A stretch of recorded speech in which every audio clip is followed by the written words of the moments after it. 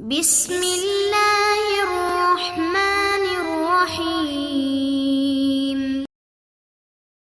عزیز طلبہ کرام، آپ سب کیسے ہیں؟ آج ہم اصول الشاشی کے سبق نمبر 128 کو پڑھیں گے۔ آج کے سبق کا عنوان ہے پہلا کمزور استدلال۔ آج کی ہماری عبارت ثم نذکر طرقا سے شروع ہوتی ہے۔ آئیے سب سے پہلے ہم عبارت پڑھتے ہیں، اس کا ترجمہ کرنے کے بعد باقاعدہ سبق کی وضاحت کی طرف بڑھتے ہیں۔ مصنف علیہ رحمہ لکھتے ہیں ثم نذکر طرقا من التمسکات الضعیفۃ لیکون ذلك تنبیہا علی موادع الخلل فی ھذا النوع۔ پھر ہم کچھ کمزور دلائل میں سے ایسے طریقے ذکر کرتے ہیں جو کمزور ہیں، تاکہ ان جگہوں پر تنبیہ ہو جائے جو خلل کی وہ جگہیں اس قسم میں ہیں، ان پر تنبیہ ہو جائے۔ اس لیے ہم کچھ کمزور استدلالات کے طریقوں کو ذکر کرتے ہیں۔ منہا، ان میں سے پہلا یہ ہے کہ ان التمسک بما روی عن النبی صلی اللہ علیہ وسلم انہ قاء فلم یتوضأ۔ بے شک جو روایت کیا گیا کہ نبی علیہ السلام سے کہ آپ نے قے فرمائی اور وضو نہیں فرمایا، پس بے شک اس سے دلیل پکڑنا۔ کس بات کو ثابت کرنے کے لیے؟ لِإِثْبَاتِ أَنَّ الْقَيْءَ غَيْرُ نَاقِضٍ، اس بات کو ثابت کرنے کے لیے جو قے ہے وہ غیر ناقض وضو ہے، ضعیف، یہ استدلال ضعیف ہے۔ لأن الأثر يدل على أن القيء لا يوجب الوضوء في الحال، اس لیے کہ حدیث دلالت کرتی ہے اس بات کر کہ بے شک جو قے ہے وہ وضو کو واجب نہیں کرتی فی الحال۔ ولا خلاف فی، اور اس میں کوئی اختلاف نہیں ہے۔ وإنما الخلاف في كونه ناقضا، جبکہ اختلاف تو اس قے کے ناقض وضو ہونے میں ہے۔ وكذلك التمسك بقوله تعالى حرمت عليكم الميتة لإثبات فساد الماء بموت الذباب ضعيف، ایسے ہی دلیل پکڑنا اللہ تعالیٰ کے اس فرمان سے کہ تم پر مردار کو حرام کر دیا گیا، پانی کے فاسد ہونے کو ثابت کرنے کے لیے مکھی کی موت کے ساتھ، یہ استدلال بھی ضعیف ہے۔ لأن النص يثبت حرمت المیتۃ ولا خلاف فیہ وانما الخلاف فی فساد الماء، اس لیے کہ نص تو مردار کی حرمت کو ثابت کرتی ہے اور اس میں تو کوئی اختلاف نہیں ہے، اختلاف تو پانی کے فاسد ہونے میں ہے۔ وَكَذَلِكَ التَّمَسُّكُ بِقَوْلِهِ عَلَيْهِ السَّلَامُ حُطِّهِ ثُمَّ قُرْصِهِ ثُمَّ اغْسِلِهِ بِالْمَاءِ لِإِثْبَاتِ أَنَّ الْخَلَّ لَا يُزِيلُ النَّجْسَ ضَعِيفٌ، اور ایسی ہی دلیل پکڑنا نبی علیہ السلام کے اس فرمان سے کہ تو اس کو صاف کر، پھر اس کو کھرچ لے، پھر اس کو دھو دے پانی کے ساتھ، یہ بات ثابت کرنے کے لیے جو سرکہ ہے یہ نجاست کو زائل نہیں کرتا، یہ ضعیف ہے۔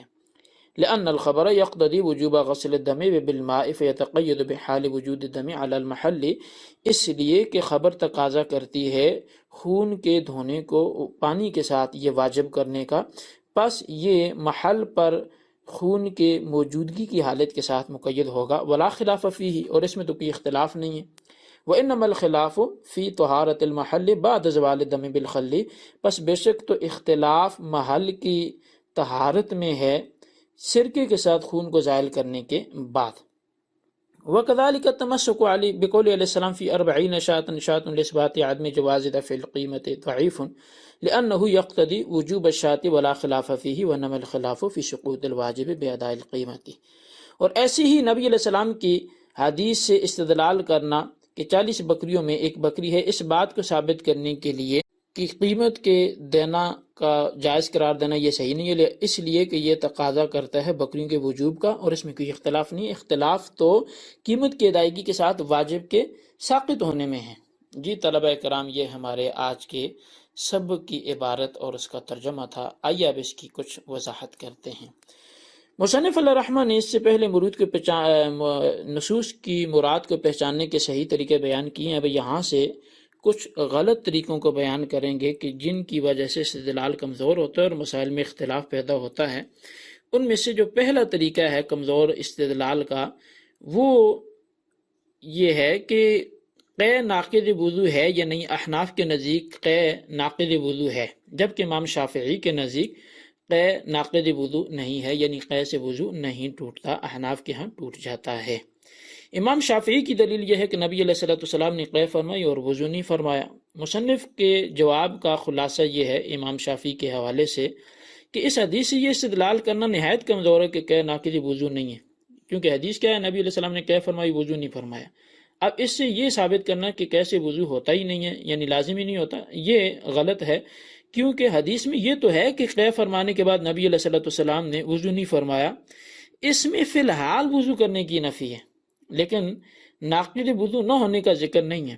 فی الحال وضو کے لازم ہونے میں تو کسی کے اختلاف ہی نہیں ہے، یعنی قے کی اور اس کے بعد وضو نہیں کیا تو فی الحال وضو تو ہم بھی کہتے ہیں لازم نہیں ہے، یعنی حناف کے ہاں بھی اختلاف تو اس بات میں ہے کہ کیا قے سے وضو ٹوٹے گا یا نہیں ٹوٹے گا، اور اس بات کا ذکر تو حدیث میں ہے ہی نہیں، لہٰذا اس حدیث کو اس مقصد کے تحت پیش کرنا یہ صحیح نہیں ہوگا۔ اسی طرح ایک دوسرا کمزور استدلال بھی ہے، وہ یہ ہے کہ اگر مکھی مر کر پانی میں پڑ جائے تو پانی فاسد ہوگا یا نہیں۔ بعض شوافے نے آیت کریمہ سے یہ استدلال کیا ہے کہ مکھی پانی میں مر جائے تو پانی فاسد ہو جاتا ہے، لیکن مصنف نے جواب دیا یہ استدلال کمزور ہے، وہ اس لیے کہ آیت تو فقط مراد کی حرمت کو ثابت کرتی ہے کہ جس میں کسی کو اختلاف ہی نہیں ہے، اور جس میں اختلاف ہے کہ پانی فاسد ہوتا ہے اس کا اس آیت سے ثبوت ہی نہیں ہے۔ دیگر مرداروں اور مکھی میں وجہ فرق یہ ہے کہ باقی مرداروں میں بہنے والا خون ہوتا ہے جبکہ مکھی میں بہنے والا خون نہیں ہوتا کہ جس سے پانی فاسد ہو۔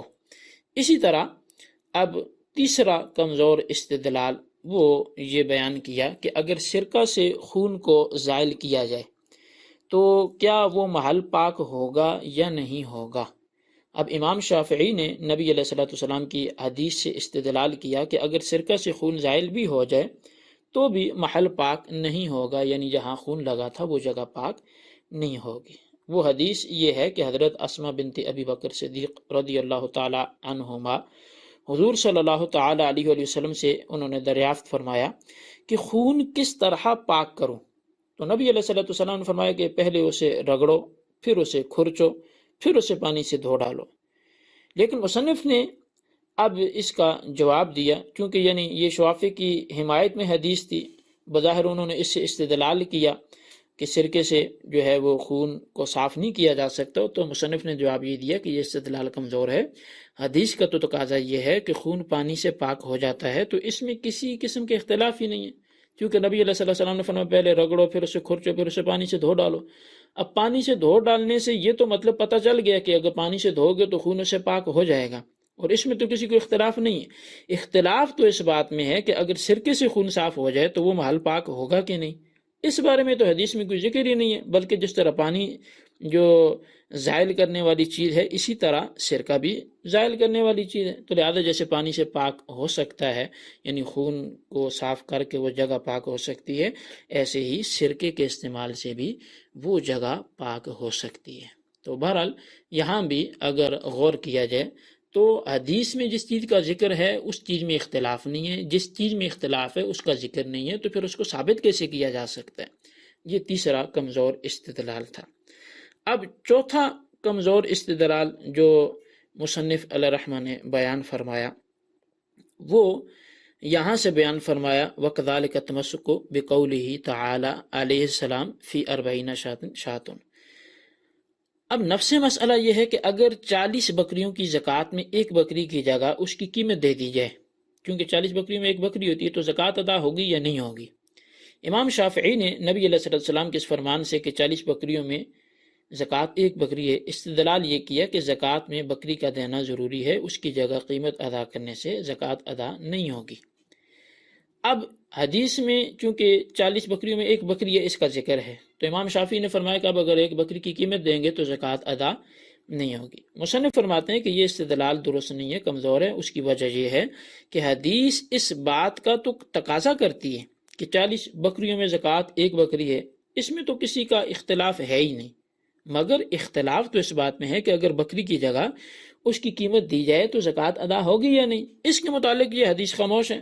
باقی رہی قیمت تو اس کے ادا کرنے سے زکوٰۃ ادا ہو جائے گی، کہ جس طرح زیورات میں زیور کا ٹکڑا کر کے زکوٰۃ دینا درست نہیں بلکہ قیمت دینے سے ادا ہو جاتی ہے، اسی طرح قیمت دینے سے بکریوں کی بھی زکوٰۃ ادا ہو جاتی ہے۔ قیمت دینے میں فقیر کی حاجت بھی احسن طریقے سے پوری ہو جاتی ہے۔ یعنی دو وجہ ہیں قیمت سے زکوٰۃ ادا ہونے کی۔ ایک تو جیسے قیاس کیا زیورات پر کہ زیور ہو، کسی نے سونے کا ہار پہنا ہے، اب زکوٰۃ لازم ہوگی تو کیا اس میں سے ایک حصہ کاٹ کے دیا جائے گا؟ ایسا تو نہیں ہے، بلکہ اس کی قیمت دی جائے گی، تو قیمت سے زکوٰۃ ادا ہو جاتی ہے۔ اور پھر یہ کہ اگر وہ حصہ دے بھی دیں تو ہو سکتا ہے وہاں جیولری مارکیٹ میں اس کی قیمت صحیح لگے نہ لگے، فقیر جائے گا مشقت میں پڑے گا اور اس کو نقدی میں زیادہ آسانی ہے، تو قیمت دینا یہ اس کے یہاں حال کی بھی زیادہ قریب ہے۔ تو بہرحال یہ کچھ مسائل تھے جو غلط طریقہ استدلالات تھے، ان کو مصنف نے بیان کیے۔ 4 طرح کے ہم نے طریقے پڑھے ہیں، عنوان ہم نے ایک سے دیا ہے۔ اللہ تبارک و تعالی ہمیں یاد رکھنے کی توفیق نصیب فرمائے۔ ان چاروں کو خلاصتاً اپنے رجسٹر پر نوٹ کریں، بالخصوص ان سوالات کے جوابات دیں۔ سوال نمبر 1 یہ ہے کہ نجاست کو اگر سرکے سے زائل کریں تو زائل ہوگی یا نہیں؟ صحیح اور کمزور استدلالات کو تحریر کر کے کمزور کا رد کریں۔ سوال نمبر 2 یہ ہے کہ زکوٰۃ واجب ہونے پر اصل شے ہی دینا ضروری ہے یا قیمت سے بھی زکوٰۃ ادا ہو جائے گی؟ وجہ بھی بیان کریں۔ اللہ تبارک و تعالیٰ سے دعا ہے جو کچھ ہم نے پڑھا سنا اسے یاد رکھنے کی توفیق نصیب فرمائے، آمین بجاہ النبی الامین صلی اللہ تعالی علیہ وآلہ وسلم۔